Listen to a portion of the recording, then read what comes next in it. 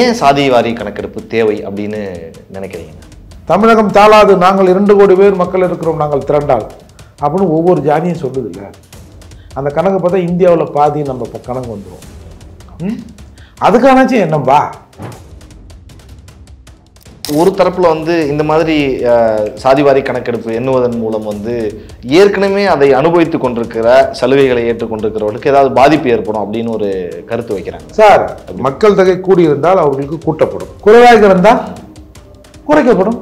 யாரா இருந்தா தொடர்ந்து இதை ஆளுகிற அரசு இதுக்கு செவி சாய்க்காம இருக்கிறதும் இதை கொஞ்சம் மறைக்கப்படுறதும் என்ன காரணமா இருக்குன்னு நினைக்கிறீங்க? முக்கியமான காரணம் பெரும்பான்மை நாங்கள் நிற்கிறோம், எங்களுக்கு ஒன்றும் இல்லைப்பா என்னப்பான்னு எண்ணிக்கையில் சிறுபான்மையில் இருக்கிறோன்னு நீங்கள் பயப்படுறீங்க, அவ்வளோதான்.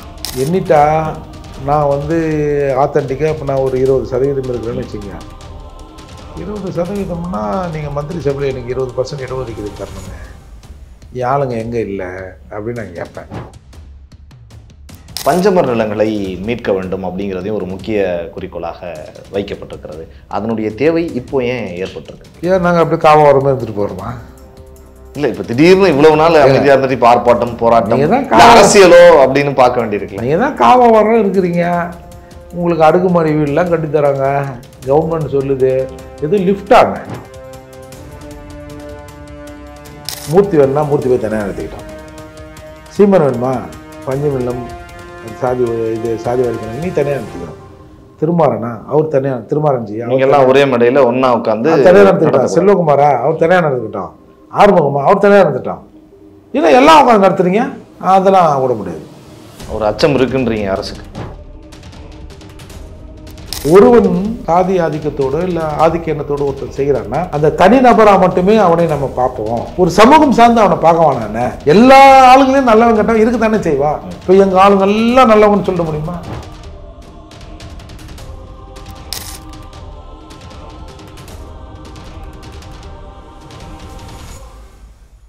ஜாம்பவான் நேயர்களுக்கு பிரபாகரனின் அன்பு வணக்கம். இன்றைய அரசியல் அரங்கம் நிகழ்ச்சியில் நம்மோடு இணைந்திருக்கக்கூடிய சிறப்பு விருந்தினர் புரட்சி தமிழகம் கட்சியினுடைய தலைவர் மற்றும் வழக்கறிஞர் திரு ஏர்போர்ட் மூர்த்தி அவர்கள். வணக்கம்ண்ணா. இன்றைக்கு நாம் தமிழர் கட்சியினுடைய சார்பில் 2 விஷயங்களை முன்வைத்து பேரணி நடைபெறுகிறது, பொதுக்கூட்டமும் நடக்குது, அதுலேயே நீங்கள் பேசுகிறீங்க. குறிப்பாக அதில் முதல் விஷயம் சாதிவாரி கணக்கெடுப்பு, அது குறித்தான இந்த விஷயம்தான். ஏன் சாதிவாரி கணக்கெடுப்பு தேவை அப்படின்னு நினைக்கிறீங்கண்ணா? ஏன் தேவையில்லைன்றவங்க எதனா காரணம் சொல்கிறாங்களா? கவர்மெண்ட்டு தேவையில்லை, எங்ககிட்ட அந்த பவர் இல்லைங்குது. தேவையில்லைன்னு சொல்ல, வெளிப்படையாக எங்ககிட்ட பவர் இல்லைன்னு சொல்கிறாங்க. அதுக்கு அர்த்தம் அதானே, தேவையில்லைன்னு தானே மறைமுகமாக அதுக்கு அர்த்தம். ஓகே, நேரடியாக தான் அதுக்கு தானே அர்த்தம். இப்போ மற்ற ஸ்டேட்லாம் எடுத்திருக்காங்க, ஒரு 5-6 ஸ்டேட் எடுத்திருக்காங்க. என்ன இப்போ குடிமொழிவு போச்சாங்க, ஆட்சி கலைஞ்சு போச்சா? அப்போ அது தேவையில்லைன்னு நீங்கள் முடிவு பண்ணுறீங்க. ஏன் சாதிவாரி கணக்கெடுப்பு வேணும் அப்படின்னு நாங்கள் கேட்குறோம். இந்த நாட்டில் எல்லாரும் நினைக்கிறான் இவெல்லாம் சாதி சங்கம் நடத்துகிறான், ஒரு சாதியை சார்ந்து இவர்கள் கட்சி நடத்துகிறாங்க, இவெல்லாம் சாதிகாரப்பைய, சாதியை பற்றி பேசுகிறவன், அதெல்லாம் சாதிவாரி கணக்கெடுப்பு எடுக்க சொல்கிறோம். நாங்கள்லாம் பொதுவானவர்கள் அப்படின்றவங்க இப்போ எடுக்க வேணான்னு சொல்கிற மாதிரி இங்கே ஒரு இமேஜ் கட்டமைக்கப்படுகிறது. முதல்ல மக்கள் தொகை கணக்கெடுப்பு என்ன அப்படின்னா என்ன, சாதிவாரி கணக்கெடுப்புனா என்ன அப்படிங்கிற வித்தியாசமே இங்கே யாருக்கும் பெருசாக தெரியல. மக்கள் தொகை கணக்கெடுப்பு என்பது எல்லாம் தலை எண்ணுவாங்க. எஸ்சிக்கள் எங்களுக்கு மட்டும், பட்டியல் சமூக மக்களுக்கு மட்டும் நான் என்ன படிச்சிருக்கேன், என் வீட்டில் எத்தனை பேர், என் வீட்டில் எத்தனை பேர் வேலை செய்கிறாங்க, என் வீட்டில் என்னென்ன பொருள் இருக்குது, நான் கார் வச்சுக்கிறேன்னா, பைக் வச்சுருக்கேன்னா, நான் என்ன ஸ்டேட்டஸில் வாழ்கிறேன் அப்படிங்கிறத கணக்கு பண்ணுவாங்க. மற்ற சமூகங்களுக்கு தலை எண்ணுவாங்க. அது மக்கள் தொகை கணக்கெடுப்பில் நடக்கக்கூடிய விஷயம். சாதிவாரி கணக்கெடுப்புன்னா அது மக்கள் தொகை கணக்கெடுப்பு இல்லை, அது ஸ்டேட்டஸ், மக்களோட ஸ்டேட்டஸை எடுக்கிறது, பொருளாதார சூழல் குறித்தும். ஆமாம், அவனோட வாழ்நிலையை, எக்கனாமிக்கல் சோசியல் நிலையை எடுக்கிறது. அப்போது இப்போ என்ன கேட்குறோம், சாதிவாரி கணக்கெடுப்பு எடுன்னா எப்படி மக்கள் தொகை கணக்கெடுப்பில் எஸ்சிக்களை நீ அவனோட வாழ்வாதாரத்தை கணக்கு போடுற எழுதுற, அதே மாதிரி எல்லா சமூகத்துக்கும் எடியா, அனைத்து சமூகத்தையும் எடு.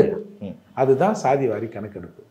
இது எதுக்கு அப்படின்னா ஒரு இடஒதுக்கீடு கொடுக்க. இப்போ ஒன்றும் இல்லை சார், ஒரு டாக்டர்கிட்ட போகிறோம் சார், ஒரு ஏதோ ஒரு நோயின்னு போகிறோம், ஒரு மாத்திரை தரார், ஒரு 10 நாளைக்கு இந்த மாத்திரை சாப்பிடுங்க கழிச்சு வாங்க நான் சொல்லுவார். 10 நாளைக்கு சாப்பிட்டு திருப்பி ஒரு பிளட் டெஸ்ட் எடுத்துன்னு வாங்க, இந்த மருந்து வேலை செய்தா அது என்ன கண்டிஷனில் இருக்குதுன்னு பார்க்கணும் அப்படின்றதுக்காக தான் அது வந்து அந்த மாதிரி பண்ணுறாங்க. அதால் இந்த கணக்கெடுப்பு, இந்த சோஷியல் எக்கனாமிக்கல் நிலவரம் ஏன் எடுக்கப்படுதுன்னா, உதாரணத்துக்கு 2024 எடுக்கிறாங்கன்னு வச்சுங்க, அடுத்து 2034 எடுப்பாங்க.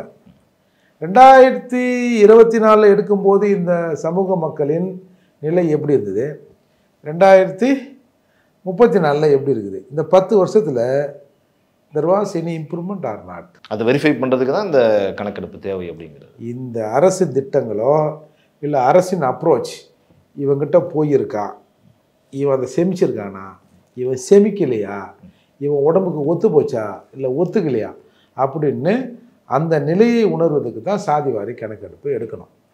இதில் நீதிமன்றங்கள் ஒரு காலத்தில் இதுக்கு எதிராக இருந்தது. ஏன்னா என்ன சாதியின் பேரில் என்ன சொல்கிறீங்க போக சொல்கிறீங்கன்னா, இப்போது நீதிமன்றங்களும் இந்த பீகார் வழக்கின் அடிப்படையில் ஒரு முடிவுக்கு வந்தாங்க. என்னவோ கவர்மெண்ட் பண்ணி இடஒதுக்கீடு அது இதுன்னு சொல்லுங்குது, இதெல்லாம் இந்த ஜனங்களுக்கு போய் சேருதா சேரலையா, இது கொஞ்சம் மாற்றணுமா வேணாவா? ஏன்னா இன்றைக்கு நம்ம சமூகத்தில் ஒரு இந்த சாதிக்குன்னு இவ்வளோ இடஒதுக்கீடு இருக்குதுல்ல, இது எப்போ எடுத்த இடஒதுக்கீடு தெரியுமா? 1931 எடுத்த கணக்கு இது, சுதந்திரத்துக்குலாம் முன்னாடி. ஆமாம், 31னா இன்னைக்கு கிட்டத்தட்ட 95 ஆண்டுகள் மேலே ஆகுது. 90 ஆண்டுகள் கடந்துடுச்சு சார். 90 ஆண்டுகளில் கரண்ட்டே இல்லாமல் வந்தோம். முன்னாடி பெரும்பாலும் எனக்கு தெரிஞ்சு கரண்ட் இருக்க வாய்ப்பு இல்லை. அப்போது ஒரு பெரும்பாலும் கிராமங்களில் இல்லை பெருவாக எல்லா இடங்களிலும் ஒரு 6 மணிக்கு சாப்பிட்டு சூரியன் மறைவுக்கு முன்னால் சாப்பிட்டு இருந்துருவோம். இப்போ எத்தனை மணிக்கு சாப்பிட்றோம்? 12 மணி 1 மணிக்கு கூட வந்து மிட் நைட் பிரியாணி டைம் பார்த்துக்கிட்டே இருக்கோம். Mid night சாப்பாடுங்கிறான். ஃபோன் பண்ணால் விடிகால 6 மணிக்கு 4 மணிக்கு 3 மணிக்கு வாங்கி சாப்பிட்றவங்களும் இருக்கிறாங்க. அந்த காலத்தில் நாங்கள் 6 மணிக்குள்ளே சாப்பிட்டோம். இப்போ நீங்கள் 10 மணிக்கு சாப்பிட்றீங்கன்னு சொல்ல முடியுமா? இல்லை 6 மணிக்கு சாப்பிட்ட உணவை இப்போது 10 மணிக்கு அதே தான் சாப்பிடணும்னு சொல்ல முடியுமா? அப்போ காலத்துக்கு ஏற்ற மாதிரி சில மாறுதல்கள் தேவைப்படுது இல்லை? அப்போது 1931 எடுத்த அந்த கணக்கீடை வச்சு இப்பயே நீங்கள் வந்து கணக்கு பண்ணலாமா? 1931 எடுத்தாங்க, திரும்ப 41 எடுத்தாங்க, அது வெளியே இல்லை. அதே மாதிரி கடைசியாக 2011 எடுத்தாங்க, மத்திய அரசு எடுத்து சென்சஸ் எடுத்தாங்க, அதையும் வந்து வெளியே இல்லை.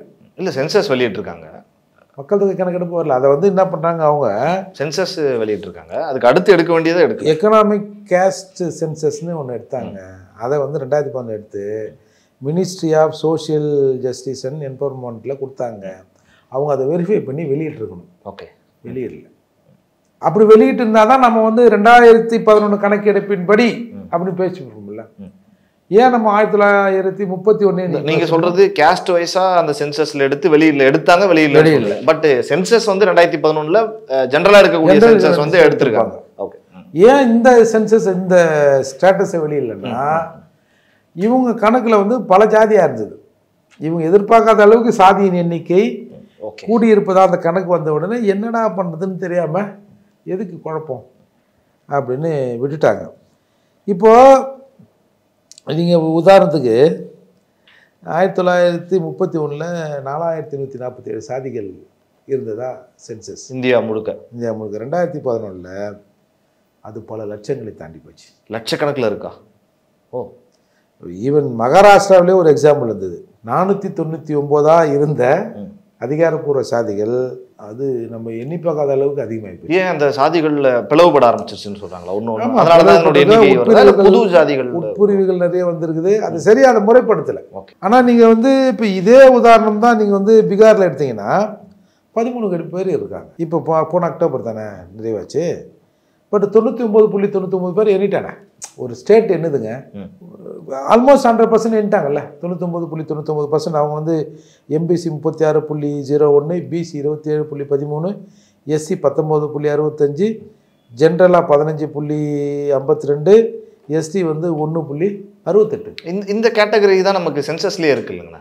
நீங்க சொல்ற மாதிரி எஸ்சி எம்பிசி இந்த மாதிரி இருக்கு. ஆனா நீங்க இங்க நம்ம கேட்கறது வந்து சாதி வாரியை தனித்தனியா கேட்கறோம்ல, அதுதானே இங்க பேசப்படல. அவன் சாதி வாரி கணக்கெடுப்படுத்தினா எடுத்துட்டு ஒரு பேட்சா சொல்றான். ஓகே, நீங்க உள்பிரிவு போனீங்கன்னா அது வேறன்னு வச்சுங்க. அதுக்குள்ள தனித்தனியா பிசினா எல்லாருமே பிசியாவா இருப்பான். அதுக்குள்ள வெவ்வேறு நம்ம ஊர்ல பிசி இருக்கிறோம்.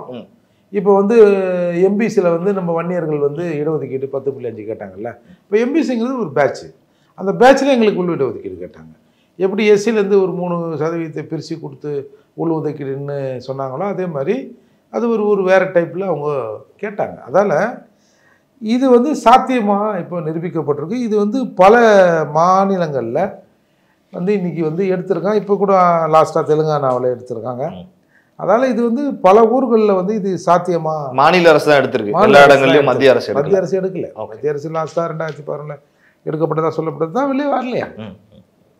இப்போ நீதிமன்றங்களும் இதை சொல்லிட்டான், ஏப்பா நீங்கள் எடுங்கப்பா, எடுத்து அது என்னன்னு பார்த்து பழைய கதையே வச்சு விட்டுனுங்கிறீங்களாப்பா. இப்போ நீங்கள் வந்து நம்ம மண்டல் கமிஷன் வந்து இந்த எம்பிசி ஓபிசிக்கெலாம் இடஒதுக்கீடு கொடுத்தாங்கல்ல, அவங்க எதை வச்சு கொடுத்தாங்க? 1932 கணக்கெடுப்பு வச்சு தான், அன்றைக்கி இருக்கிற கணக்கெடுப்பு வச்சு தான் அன்றைக்கி கொடுத்தாங்க. ஆமாம், அதுதான் நம்மக்கிட்ட இருக்கிற லாஸ்ட் டேட்டா. 1979 வந்து 2வது பிற்பட்டோர் ஆணையம் போட்டாங்க.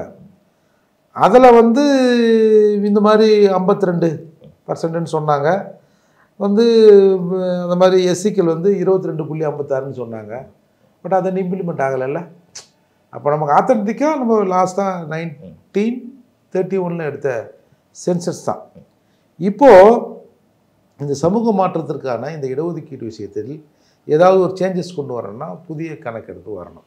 இன்றைக்கி கூட நாட்டில் வந்து கதை விட்டுங்கிறானுங்களே, ஐயோ தொகுதியை குறைக்க போகிறாங்க, அங்கே கூட்ட போகிறாங்க, அங்கே ஆக போகுது, இங்கே ஆக போகுதுன்னு. முதல்ல இந்த மக்கள் தொகை கணக்கெடுப்புலாம் எடுத்த பிறகு தானுங்க தொகுதி மறுசீரமைப்பு செய்ய முடியும். எவ்வளோ பேர்னு முதல்ல எண்ணணும், எவ்வளோ மக்கள் தொகை இருக்குன்னு தெரியணும். என்ன தானே எப்பா ஒரு ரூமில் 10 பேர் போங்கப்பா அப்படின்னு சொல்ல முடியும். ஒன்றுமே இல்லாமல் நீ 10 நாளைக்கு 8 4 3 நின்றது. அப்போ கணக்கெடுப்பு நடந்து அது வந்து எப்போ அது திட்டம் போட்டு கணக்கெடுப்பு நடக்கிறனால கிட்டத்தட்ட ஒரு வருஷம் நடக்கும். அதுக்கப்புறம் அதை ஆய்ந்து ஒரு பார்லிமெண்ட் கமிட்டி போட்டு ஒவ்வொரு ஸ்டேட்லேருந்து ஒரு 5 எம்எல்ஏ 5 எம்பியை போட்டு அவங்கெல்லாம் உட்காந்து பேசி டீயை குடித்து வடையை தின்னு சம்சாவை தின்னு ஒரு முடிவு பண்ணி அதுக்கப்புறம் வந்து அது வந்து மந்திரி சபையில் வச்சு அதுக்கப்புறம் அது ஒப்புதல் வாங்கி திரும்ப ஜனாதிபதிக்கு போய் வர்றதுக்குள்ளே மூச்சு வாங்கி மூச்சு எடுத்துரும். இவங்க சொல்கிறது பார்த்தா ஏதோ நாளைக்கே வந்துட்ட மாதிரியும், நாளைக்கு இப்போ இன்றைக்கி வந்து 40 பேர் போயினுக்கிறாங்க, நாளைக்கு 32 பேர் தான் போக போகிறாங்க, 8 பேரை என்ன வச்சு என்ன பண்ணுறதுன்ற மாதிரிலாம் இன்றைக்கி வந்து ஒரு ஆக்ட் கொடுக்குறாங்க இல்லையா. அதால் இந்த மக்கள் தொகை கணக்கெடுப்பு வந்து எல்லாத்துக்கும் பேஸ்.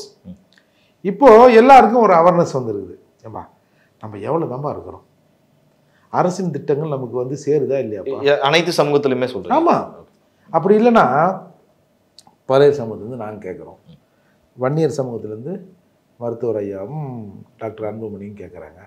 அதே மாதிரி தேவர் சமூகத்திலேருந்து திருமாரஞ்சி, அப்புறம் வந்து கவுண்டர் சமூகத்திலேருந்து ஆறுமுகம், நாடார் சமூகத்திலேருந்து ராஜா, அப்புறம் முத்திரையர்லேருந்து அவர் செல்வகுமார், இந்த மாதிரி பல சாதிகள் தமிழகத்தில் இருக்கிற பல சமூகங்கள் இப்போ எங்களை என்னம்பா அப்படின்னு சொல்கிறோம். சரிங்க, நீங்கள் நாங்கள் சொல்கிறது கூட என்ன வேணாங்க, தமிழகம் தாளாது, நாங்கள் 2 கோடி பேர் மக்கள் இருக்கிறோம், நாங்கள் திரண்டால் அப்படின்னு ஒவ்வொரு ஜாதியும் சொல்லுது இல்லை. அந்த கணக்கு பார்த்தா இந்தியாவில் பாதி நம்ம கணக்கு வந்துடும். அதுக்கானாச்சும் என்னம்பா சரி, நம்ம பைக்குள்ள எவ்வளோ காசுக்கு நமக்கு தெரியணும்ல. அப்போ தான் சார் போய் ஒரு 100 ரூபா பொருள் வாங்கத்தான் 500 ரூபா பொருள் வாங்கத்தான் முடிவு பண்ண முடியும். ஜோபியில் துட்டுக்குது எவ்வளோக்குது தெரியணும்ல அப்படின்றீங்க. என் நாடு இது, என் நாட்டில் யார் யார் எவ்வளோ பேர் இருக்கிறான், ஒரு 70,000 பேர் ஒரு குறிப்பிட்ட சிப்காட்டில் பெருந்துறை சிப்காட்டில் 70,000 பேர் இருக்கிறான்னா, நாடு முழுக்க எத்தனை இந்திக்காரங்க இருக்கிறான் பார்ப்பேன் அப்படின்னா அது எனக்கு தெரியணும்ல. ஒருத்தர் வந்து 40% நாங்கள் இருக்கிறோம், நாங்கள் நினைத்தால் தமிழகத்தை தொடர்ந்து ஆளுவோம்ன்றாங்க. உண்மையில் அவங்க 40 இருக்கிறாங்களா 4 இருக்கிறாங்களா அப்படின்னு நான் தெரிஞ்சுக்கணும்ல. ஏன் வீடு தானே, டாக்குமெண்ட் என் பேரில் இருக்கா, இல்லை எங்கன்னா அடமானம் வச்சுருக்கா, இல்லை எவனா குத்தகை வச்சுருக்கானா, லீஸுக்கு இருக்குதா, இல்லை சேல் டேட்டே ஆகிப்போச்சா அப்படின்னு நான் தெரிஞ்சுக்கணும்ல. ஆனால் ஒரு தரப்புல வந்து இந்த மாதிரி சாதிவாரி கணக்கெடுப்பு எண்ணுவதன் மூலம் வந்து ஏற்கனவே அதை அனுபவித்து கொண்டிருக்கிற சலுகைகளை ஏற்றுக்கொண்டிருக்கிறவர்களுக்கு ஏதாவது பாதிப்பு ஏற்படும் அப்படின்னு ஒரு கருத்து வைக்கிறாங்க. சார், மக்கள் தொகை கூடியிருந்தால் அவர்களுக்கு கூட்டப்படும், குறைவாக இருந்தால் குறைக்கப்படும். யாரா இருந்தா இதைதான் வந்து எதிர் சித்தாந்தமா அவங்க பாக்குறாங்க இல்லையா? இடஒதுக்கீடுக்கு எதிராக இருக்கிறது, அம்பேத்கர் எழுதி வச்ச சட்டத்திற்கு எதிராக போகக்கூடிய வாய்ப்பு இருக்கிறது அப்படின்னு சொல்றாங்களே அவங்க. அதே அம்பேத்கர் வந்து இப்போ கன்சிராம் சொல்றாரு சார், 100% இடஒதுக்கீடு நிறைவேற்றுன்றாரு. ஏமா 100 பேர் இருக்கிறானா, அவனுக்கு சமமாக எத்தனை பேர் வேணா பிரித்து கொடுத்துரும்பா, ஏமா இன்னொருத்தர் வந்து சேரப்போனான் அப்படின்னு அம்பேத்கர் சொல்கிறார். இது கன்சிராம் சொல்கிறார்ல, அது என்ன? அப்போது சார் இப்போ வந்து கோர்ட்டு வந்து என்ன சொல்லுது, ஒரு வாய்ப்பு கல்வி வேலை வாய்ப்பில் வந்து இடஒதுக்கீட்டை அதிகரிக்க மறுசீராய்வு பண்ணுறதுக்கு இந்த புள்ளி விவரம் தேவை அப்படின்னு ஒருத்தங்க சொல்கிறாங்க சார். ஒன்றொருத்தன் என்ன சொல்கிறான், சாதியால் வந்து சமூகத்திலேருந்து சாதி ஒழியணும், சாதியால் கொடுக்கப்படுகிற சலுகைகள் ஒழிக்கப்பட வேணும்னு ஒருத்தன் சொல்கிறான். நாங்கள் என்ன சொல்கிறோம், ஏம்பா எல்லா சாதிக்குமே கொடுத்துருவோம், நீயா வந்து அவர் கொடுத்துற இவர் கொடுத்துருன்னு யோசிக்கிறீங்க. யார் யார் எவ்வளோ இருக்கிறாங்களோ அவ்வளோ இடஒதுக்கீடு கொடுத்துருவோம், பிரித்து எடுத்துவோம்பா, இவனுக்கு கொடு அவனுக்கு கொடுலாம் இல்லை அப்படின்னு சொல்கிறோம். இப்போ இந்த கருத்தை வந்து நீதிமன்றங்களும் இதை வந்து ஓரளவுக்கு கன்சிடர் பண்ணுவதற்கு இதை வந்து முடிவுக்கு வந்துட்டாங்க. முன்னுதாரணங்களும் இருக்கு. ஒரு சிலர் என்ன சொல்கிறாங்க, அங்கே ஒரு வந்து முன்னாடிலாம் வந்து அந்தஸ்தை வந்து கூட்டி கட்டுறதுக்கு ஜாதி ஏற்றி சொல்லுவான், இப்போ இடஒதுக்கீட்டுக்காக கொஞ்சம் குறைச்சி கூட சொல்லுவானுவேன் அப்படின்னு இதில் ஒரு பிரச்சனையாக இவங்க கிளப்புறாங்க. எதுவாக இருந்தாலும் சாதிவாரி கணக்கெடுப்பு என்பது மற்ற மாநிலங்களில் எடுக்கப்பட்டது. அது சலுகைக்காகவோ இல்லை வேறு எதுக்காகவோ என் ஊரில் எவ்வளோ பேர் இருக்கிறான் என்னவாகிறான் அப்படின்னு நாங்கள் தெரிஞ்சுக்கணும்னு விருப்பப்படுறோம். தொடர்ந்து இதை வந்து ஆளுகிற அரசு இதுக்கு செவி சாய்க்காமல் இருக்கிறதும் இதை கொஞ்சம் மறைக்கப்படுறதும் என்ன காரணமாக இருக்குன்னு நினைக்கிறீங்க? முக்கியமான காரணம் பெரும்பான்மை நாங்கள் வந்து நிற்கிறோம், எங்களுக்கு ஒன்றும் இல்லைப்பா என்னப்பான்னு, எண்ணிக்கையில் சிறுபான்மையில் இருக்கிறவன்னு நீங்கள் பயப்படுறீங்க, அவ்வளோதான். Very simple. இப்போ நான் எண்ணிட்டா நான் கேட்பேன்ல, எனக்கு கூடுதலாக வேணும்னா கூடுதலாக கேட்பீங்க. எண்ணிட்டா நான் வந்து ஆத்தன்டிக்காக இப்போ நான் ஒரு 20% இருக்கிறேன்னு வச்சுங்க, 20%ம்னா நீங்கள் மந்திரி சபையில் எனக்கு 20% இடஒதுக்கீடு தரணுமே, என் ஆளுங்க எங்கே இல்லை அப்படின்னு நான் கேட்பேன். இன்னும் யாருக்கோ ஒருத்தருக்கு நிறைய கொடுத்துருக்கும் பொழுது அள்ளி கொடுக்க சொல்ல, அளந்து கொடுக்க சொல்கிறோன்னு சீமான் சொல்கிறாருல, அது மாதிரி யாருக்கோ ஒருத்தருக்கு அள்ளி கொடுத்துருக்கும் பொழுது அளந்து கொடுக்கல பொழுதுதே, தப்பாச்சே அப்படின்னு நான் கேட்டுருவோம்ல. அந்த மாதிரி ஒவ்வொரு சமூக பிரிவும் தங்களுக்கான பங்கை அரசிடம் கேட்டு விடுவார்கள். ஒருத்தன் பங்கு எடுத்து ஒருத்தன் சாப்பிட முடியாது, அதுதான் இங்கே சிக்கல். அதுக்கு அரசு இதை வந்து பண்ணக்கூடாதுன்னு நினைக்குது. இப்போது அன்புமணி அவர்கள் ஒரு அனைத்து சமூக மக்களையும் ஒருங்கிணைத்து ஒரு ஆர்ப்பாட்டம் வச்சுருந்தார். ஏன் அவருக்கு மட்டும் கேட்கல, என்னோட 10.5 இன்றைக்கி செட்பேக் ஆகியிருக்கு, ஏன் 10.5 கொடுன்னு அவர் ஆர்ப்பாட்டமோ இல்லை கும்பகோணத்தில் ஒரு பெரிய மாநாடோ நடத்தலை. அனைத்து சமூகம் எல்லாரையும் அலையா சேர்ந்து எல்லாருக்குமே கொடுக்கணும், எல்லாத்துக்கும் வந்து இது சரியாக போய் சேருதா அப்படின்னு ஒரு சமூக அக்கறையோடு தான் இதை கேட்குறாங்க. நீங்கள் அவங்களுக்கு மட்டும் கேட்டால் கூட பற்றியா அவங்க மட்டும் கேட்குறாங்கன்னு சொல்லலாம். அப்போது பெரும்பான்மை சமூகமாக இருக்கிற தமிழ்நாட்டில் இருக்கிற எல்லாரும் கேட்கட்டும், ஏன் நடத்த வேண்டியது தானே.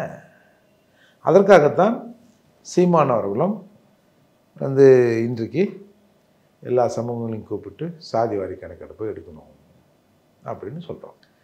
இதே விஷயத்தை தொடர்ந்து பார்க்குறப்ப என்னுடைய முக்கியமான ஒரு பேசுபொருள் அப்படின்னா பஞ்சமர் நிலங்களை மீட்க வேண்டும் அப்படிங்கிறதையும் ஒரு முக்கிய குறிக்கோளாக வைக்கப்பட்டிருக்கிறது. அதனுடைய தேவை இப்போ ஏன் ஏற்பட்டிருக்கு? ஏன் நாங்கள் அப்படி காவம் வரமே இருந்துட்டு போகிறோமா?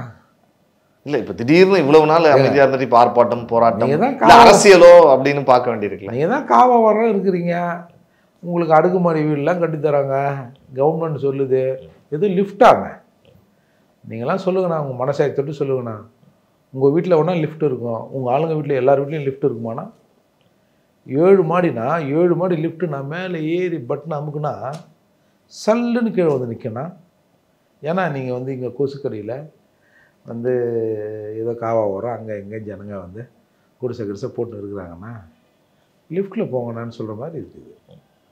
லிஃப்ட்டில் திறந்த அன்றைக்கி ஏறினவன் எப்போ தெரியுமா லாஸ்ட்டாக இறங்குவான் ஒரு சில ஃப்ளாட்டில் செத்த பிறகு அவன் போனால் இறங்கும். ஜென்ரேட்டர் ரூம் இருக்கும், ஜென்ரேட்டர் மாதிரி ஒன்று உள்ளே இருக்கும், அது ஓடுதான்னு கூட தெரியாது. நீங்கள் கணக்கு பண்ணி பாருங்கள், 7 மாடி ஒரு தண்ணி தூக்கின்னு மேலே ஏறணும். வயதானவர்கள் 7 மாடி ஏறணும். லிஃப்ட் வேலை செய்யலைன்னா அந்த பிரச்சனை எப்படிங்க வேலை செய்ய? ஏங்க நம்ம ஆஃபீஸுக்கு வரப்போ சிலப்போ 2 லிஃப்ட் இருக்குது, என்றைக்காவது ஒரு லிஃப்ட் வேலை செய்யாமல் போயிடுது. கண்டிப்பாக இவ்வளோ வீடு இருக்குது, இவ்வளோ வசதியானவர்கள், இவ்வளோ பணக்காரர்கள், இவ்வளோ செல்வந்தர்கள், இவ்வளோ அதிகாரிகள் இடத்துலேயே இப்படி செம்புலானில் எங்கன்னா வந்து இறங்குமாங்க. எங்களை எடுத்துன்னு போய் காவா ஓரம் இருக்கிற நீர்நிலை ஆக்கிரமிப்பு பண்ணுறான், எடுத்துன்னு போய் ஏரியில் கூட கட்டி ஃபர்ஸ்ட் ஃப்ளோர் வரைக்கும் தண்ணி வந்துடுது. அப்புறம் அங்கேருந்து வந்து போட்டு வச்சு எடுத்துன்னு வரான். இதுதான் கவர்மெண்ட்டு. அப்படி இருக்கிற போது 12 லட்சம் ஏக்கர் நிலம் கொடுக்கப்பட்டது. அதை தொடர்ந்து நாங்கள் 1994 அம்பேத்கர் சிலையை வச்சோம், போராடினோம், சுட்டு கொண்டாங்க 2 பேரை. தொடர்ந்து பிரச்சனை வந்துக்கினே இருக்குது. ஆனால் இதை பற்றி ஒரு பயனும் கண்டுக்கல. சீமான் பஞ்சமினில போராட்டம்னு அறிவிக்கிற வரை நாங்கள் எங்கெங்கேயோ கற்றுக்கிட்டு இருந்தோம், அழுதுன்னு இருந்தோம், ஒப்பாரி வச்சுருந்தோம். ஒருத்தரும் ஒன்றும் பெருசாக அது பக்கம் திரும்பலை. சீமான் ஒரு நல்ல விஷயத்தை இதில் செஞ்சார். அது என்னன்னா, ஏன் பட்டியல் சமூக மக்கள் பிரச்சனையை அவங்க மட்டும்தான் பேசணுமா? எல்லாத்துக்கும் நாங்கள் வரோம். எஸ்சி எஸ்டி வன்கொடுமை தடுப்பு சட்டத்தை எடுன்னு ஒரு மீட்டிங் வச்சா கூட டப்புன்னு ஒரு வண்டி நிறுத்தினா எங்கால ஏறிடுறான். தலை எல்லாமே இருக்குதாமே. நம்ம வட்டம் சொல்லிடுச்சு, எல்லாம் இருக்கான். வேலைக்கு போனோம், அப்புறம் போய்க்கலாம் வாயா, 2 மணி நேரம் தானா, எல்லாம் இருக்கான் வா அப்படின்னு இவனுக்கு எதிரான போராட்டத்திற்கு கூட இந்த மக்கள் கிளம்பி போகிற நிலை ஒரு சில இடங்களில் இருக்கிற போது, ஒரு ஆதித்தமிழரின் பிரச்சனையை மற்ற தமிழர்களை வைத்து பேச வைக்கிறார் சீமான். ஐயோ இது என்னடா, அதை எஸ்சிக்கு எதிராக எல்லாம் இருப்பானுன்னு பார்த்தா எஸ்சிக்கு நிலம் கொடுக்கணும் அப்படின்னு எஸ்சிக்கு கொடுத்த நிலம் எங்கே அப்படி இது என்ன அநியாயமாகுது? தமிழ்நாட்டில் இருக்கிற ஜாதிகாரங்கள்லாம் சமூக மக்கள்லாம் ஒன்றா சேர்ந்து வந்து நிற்கிறான். ஐயோ இது தமிழ்நாட்டுக்கு கெட்டதாச்சே, இங்கே இருக்கிற தமிழர்கள் ஒன்றிணையக்கூடாத அப்படின்னு இன்னைக்கு பதறான், கத்துறாங்க, கூவுறாங்க. என்னவோ தடை கிடையினாங்க, அதெல்லாம் இப்போ தடையெல்லாம் இப்போ உடஞ்சி பேரணிக்கும் வந்து பொதுக்கூட்டுக்கும் அனுமதி. சார் நீதிமன்றங்கள் கொடுத்துடும் சார். இவங்க இப்போ ஞாயிற்றுக்கிழமை மீட்டிங் சார். இப்போது இது ஒரு சிலருக்கு இது வருமா வராதா அப்படின்ற ஒரு மன உளைச்சல்லையே சில ஏற்பாடுகளை கொஞ்சம் துரிதமாக செய்ய மாட்டாங்கல்ல. இப்போ நாளைக்கு ஒரு நாள் இருக்குது, எக்ஸாக்டாக 24 hours இருக்குது. நாளைக்கு 4 மணிக்கு, நாளன்னைக்கு 4 மணிக்கு ஸ்டார்ட் பண்ணுது. அப்போது இவனை ஒரு நெருக்கடிக்கு உள்ளாக்கி அந்த விஷயத்தை நீர்த்து போக செய்கிற மாதிரியோ இல்லை பிசுபிசுக்கிற மாதிரியோ ஒரு திட்டம் தான் இவங்களோட திட்டம். ஏன்னா அப்ளை பண்ணுற மறுநாளே சொல்ல அப்படியே கொடுக்க முடியாது. என்ன அன்னைக்கெல்லாம் அமைதியாக இருந்துட்டு நெருக்கத்தில் வந்து சொல்லுவாங்க. அப்போது ஏன் இவ்வளவு நெருக்கடி இதுக்கு? இது 94 இந்த போராட்டம் நடக்குது. இன்ஃபேக்ட் சொல்ல போனால் இந்த முதல் போராட்டம் தமிழகத்தில் பஞ்சமி நிலம்னு ஒரு விஷயம் இருக்குது, அது எஸ்சிக்கான லேண்டுன்னு பர்சனலாக என் குடும்பத்திலேருந்து தான் அந்த பிரச்சனை ஸ்டார்ட் ஆகுது. எங்கள் மச்சானும் எங்கள் அண்ணனும் தான் போட்டு ஒருத்தனை போட்டு வெளுக்கிறானுவோ. யார் வீட்டு கையில் வந்து யார்றாங்க வந்து நின்றுக்குன்னு காம்பவுண்ட் போட வர்றதுன்னு. அப்புறம் தான் தெரியுது அந்த நிலம் மாறி போயிருக்குதுன்னு ஒரு ஸ்டேட்டு பேரில். அப்புறம் அதுக்கப்புறம் தான் அந்த பிரச்சனை வந்து வெளியிலேயே கிளம்புது தமிழ்நாட்டில் எனக்கு தெரிந்தவர். அப்போ அதில் இருந்து இன்னைய வரை எங்கேயோ ஒரு மூலையில் எங்கேயோ ஒரு சத்தம், முனகல் சத்தம் கேட்டுக்கொண்டே இருக்கிறது. இதை ஒரு பெரும் சத்தமாக எல்லார் காதுகளிலும் அரசாங்கத்தின் காதுகளிலும் கேட்கும்படி சீமான் அவர்கள் ஒரு சங்கை எடுத்து ஊதியிருக்கிறார். எல்லா தமிழ்ச்சாதிகளும் ஒன்றா உட்காந்து மூர்த்தி இந்த பறையர் சமூக நபரோடு எல்லாரும் உட்காந்து என்னங்க அவங்க பிரச்சனை, அப்படியாங்க இப்படியாங்க அப்படின்னு நாங்கள் கேட்குறோம்ல எங்களுக்குள்ள. அது வந்து இவர்களுக்கு ஒரு பீதியை கிளப்பி இருக்குது. எப்படியாவது நடத்த விடக்கூடாது. வேறு மூர்த்தி வேணும்னா மூர்த்தி போய் தனியாக நடத்திக்கிட்டோம். சீமான் வேணுமா பஞ்சம் இல்லம் சாதி இது சாதி வாரி கணக்கு நீ தனியாக நடத்திக்கோ. திருமாறனா அவர் தனியாக, திருமாரன்ஜி அவங்கெல்லாம் ஒரே மேடையில் ஒன்றா உட்காந்து தனியாக நடத்திக்கிட்டோம். செல்வகுமாரா அவர் தனியாக நடந்துக்கிட்டோம். ஆறுமுகமா அவர் தனியாக நடந்துட்டோம். இல்லை எல்லாம் உட்காந்து நடத்துறீங்க, அதெல்லாம் விட முடியாது. ஒரு அச்சம் இருக்குன்றீங்க அரசுக்கு. அதனால தான் இவ்வளவு நெருக்கடி. இன்றைக்கி நெருக்கடியை தாண்டி இன்றைக்கு வந்திருக்கு சார். இப்போ சீமான் வந்து இன்றைக்கி போட்டதால் வந்து உடனே பஞ்சம் எழுத கொடுத்துருவாங்களா? இந்த மாதிரி ஒரு நிலைமை இருக்குது. இதுக்கு தமிழ் சமூகங்கள் ஒரு ஆதரவான நிலையில் இருக்கிறார்கள். இவங்கெல்லாம் ஒன்றுன்னா ஒன்றா நின்றுவாங்கப்பா, நம்ம கதை இதோட ஆகாதுப்பா அப்படின்னு இன்றைக்கு ஒரு பொதுவெளியில் ஒரு சிந்தனையை, ஒரு பார்வையை இன்றைக்கி உண்டு பண்ணியிருக்குல்ல. இதே இந்த போராட்டத்தின் வெற்றியாக தான் நாங்கள் பார்க்குறோம். எங்கோ ஒரு மூலையில் நீங்கள் சொன்ன மாதிரி உங்களுக்கு தொடங்கினது அந்த விஷயம் இன்றைக்கு அண்ணா அறிவாலய முறை வந்திருப்பது தான் அரசுக்கு ஒரு அச்சமோ? ஆமாம். இப்போ இப்போ இந்த நிலத்தை கேட்பான், நாளைக்கு அந்த நிலத்தை கேட்பான், அதை கேட்பான், இதை கேட்பான். நாங்கள் இதில் பெருந்தன்மையாக கூட ஒன்று சொல்கிறோம். யாராவது ஏழை பழங்க ஏதாவது 1/4 ஏக்கர் 1/2 ஏக்கர் எங்கன்னா ஆக்கிரமிப்பு பண்ணியிருந்தாங்கன்னா அதை விடுங்க. பெரும் முதலாளிகள், உங்களை போன்றவர்கள், எஜமானர்கள் ஏக்கர் கணக்கில் எடுத்திருக்கீங்களே, அதை எடுங்க. அதை எடுத்து அது எந்த வாரிசுக்கு கொடுக்கூடாதோ அதை கொடுங்க. அப்படி யாரும் அந்த வாரிசுகள் யாரும் கிளைம் பண்ணலையா, மக்களின் பொது பயன்பாட்டுக்கு அதை பயன்படுத்துங்கள். நிலம் கொடுக்கும்போது 10 வருஷத்துக்கு எவனுங்க விற்கக்கூடாது, அடமானம் விற்கக்கூடாது, அது இதுன்னு இருந்தது. சேல் பண்ணக்கூடாது, குத்தகை விடக்கூடாதுன்னு. 10 வருஷம் கழித்து உனக்கு அந்த மாதிரி ஒரு எண்ணம் ஏற்பட்டால் 10 வருடம் கழித்து சொந்த சமூகத்தில் அந்த மாதிரி டிரான்சாக்ஷன் நடத்திக்கலான்னு இருந்தது. ஆனால் அதையும் மீறி இன்றைக்கு 12 லட்சம் ஏக்கர் எங்கே இருக்குன்னே தெரியல. குறிப்பாக காரணியில் 633 ஏக்கரில் ஒரு 623 ஏக்கர் இன்னமும் காலியாக இருக்குது. ஒரு 10 ஏக்கர் மீட்டு எடுத்திருக்கோம். ஒரு 10-12 ஏக்கர் மீட்டு எடுத்திருக்கோம். ஒரு ஆல்மோஸ்ட் ஒரு 600 ஏக்கர்ஸ் அப்படியே இருக்குல்ல. மக்கள் பொது பயன்பாட்டுக்கு வை, இல்லை எஸ்சி மக்களுக்கான பயன்பாட்டுக்கு வை, இல்லை எல்லாரும் பயன்படுற மாதிரி அதை அரசு கையகப்படுத்து. கோயில் நிலத்துக்கெல்லாம் குதிக்கிறீங்கள, யாராவது கேட்டுமா? அறநிலையத்துறையினுடைய இடங்கள்லாம் தேடி மீட்கிறாங்க. பெருமையாக பேசுகிறீங்க. அந்த மாதிரி ஆதிராவிட நிலத்துறை இருக்குல்ல, வந்து நிலத்தை மீட்டு எடுத்துட்டு ஆதிராவிட நிலத்துறை இந்த நிலத்தை மீட்டது பேசுங்க, கை தட்டுறோம். ஏன்னா கோயிலுக்கு ஒரு நியாயம், கோயில் நிலத்துக்கு ஒரு நியாயம், எங்களுக்கு ஒரு நியாயமா? எதுவாக இருந்தாலும் இன்றைக்கு தமிழ் சமூகங்களுக்குள் ஒரு உட்காந்து பேசுகிற நிலைக்கு வந்திருக்கான். ஒன்றாயிட்டாங்க. இவர் பெரிய இவர் ஒன்றாயிட்ட மாதிரி பேசுகிறாரு. ஒன்றாகலை, ஒன்றா உட்காந்துருக்குறோம். கருத்து பரிமாற்றங்கள் நடக்கும். எனக்கு பலர் மீது கோபம் இருக்கும், என் மீது பலருக்கு கோபம் இருக்கும், ஒவ்வொருத்தருக்கும் பிடிக்காமல் இருக்கும். ஒரு பொது வெளியில் உட்காந்து பேசுகிறோம்ல, அப்போ கொஞ்சம் மனம் விட்டு பேசி இந்த சமூகத்தை பற்றி பேசி. இப்போ எல்லாருமே சண்டை போடுறது எதுக்கு சார்? ஒருத்தன் திட்டுறது, ஒருத்தர் ஆய் ஊய்ங்கிறது, பிரச்சனை பண்ணுறதுக்கு எதுக்கு? மக்கள் அமைதியாக வாழ்வதற்கு தானே. அந்த அமைதி பேச்சுவார்த்தையின் மூலமாக வருதுன்னா, தலைவர்களுக்குள்ளே வருதுன்னா அந்த நல்ல விஷயம் தானே. ஓகே, சமூகம் சார்ந்த மக்களும் சிந்திக்க தொடங்கும். நல்ல விஷயம் தானே. இப்போ பல பிரச்சனை வரும்போது என்ன, அந்த மாதிரி உங்கள் ஊரில் அந்த அவங்க சமூகத்தில் இந்த மாதிரி எது பிரச்சனையாம அது என்னன்னு கூப்பிட்டு எங்கள் ஊரில் உங்கள் ஊரில் 4 பேரை கூப்பிட்டு அதை கொஞ்சம் சமாதானமாக பேசி போக சொல்லுங்கள். ஒருவன் சாதி ஆதிக்கத்தோடு இல்லை ஆதிக்க எண்ணத்தோடு ஒருத்தன் செய்கிறான்னா அந்த தனி நபராக மட்டுமே அவனை நம்ம பார்ப்போம். ஒரு சமூகம் சார்ந்து அவனை பார்க்க வேணானே. எல்லா ஆளுங்களையும் நல்லவன் கேட்டவன் இருக்கு தானே செய்வா. இப்போ எங்கள் ஆளுங்கள்லாம் நல்லவங்கன்னு சொல்ல முடியுமா? எல்லா சமூகத்திலும் எல்லா சமூகம் நல்ல சமூகம்னு சொல்ல முடியுமா? எல்லா சமூகத்திலும் 1-2 பேர் இருப்பான். அந்த 1-2 பேர் பிரச்சனை இங்கே சமூக பிரச்சனையாக சித்தரிக்கப்படாமல் தடுப்பதற்கு இந்த சமூகங்களில் ஒற்றுமை தேவை என்பதை உணர்ந்து ஆதலால் சீமான் அவர்கள் எல்லாரையும் கூட்டி பஞ்சமியாண்ட பேச வைக்கிறாரு. இது சிக்கலாக கொண்டு போய் விட்டுருமேன்னு அதுக்குள்ளே பூந்துந்து வராங்க. பட் காலம் சில வகையை தீர்மானிக்கும்ல. அந்த வகையில் இன்றைக்கு அதற்கு வழிவிட்டு விலகி நிற்கிறதுன்னு தான் நான் பார்க்குறேன். பார்ப்போம்ண்ணே, இந்த போராட்டம் எப்படி போக போகுது, எதிர்காலத்தில் அரசியலில் நீங்கள் சொல்கிற மாதிரி இந்த பஞ்சமி நிலம் மீட்பு போன்ற விஷயங்களுக்கெல்லாம் ஒரு தீர்வு கிடைக்குதா அப்படிங்கிறத பார்ப்போம். எங்களோட இணைந்து நிறைய தகவலை பகிர்ந்து கொண்டு வைக்க என்னுடைய மனமார்ந்த நன்றிகள். நன்றிண்ணே.